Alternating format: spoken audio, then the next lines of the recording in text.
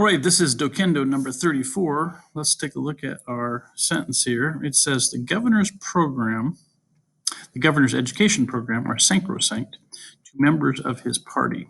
His opponents, however, want to scrap it. So we've got governor. You might ask yourself, should we capitalize that? Well, we don't have a name, so a title without a name we can leave lowercase but. Hopefully you see there's a problem here with possession because we've got singular governor and we're talking about his education program. So we should put an apostrophe there to show possession, right? And it sounds like it's singular education program. So it should be is. Again, that's basic subject verb agreement. Sacrosanct is the word.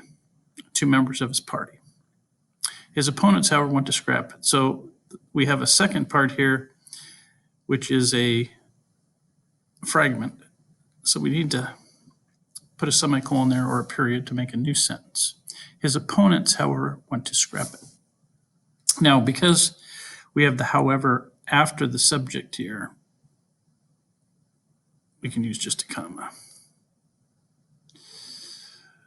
Now, if we had however at the beginning, we would have a semicolon and a comma, but because we put it after the subject, we just need a comma there because it just interrupts between the subject and the verb. Now I think that looks all right. So sacrosanct, you might think about that word sacred. Well, sacrosanct comes from that same root.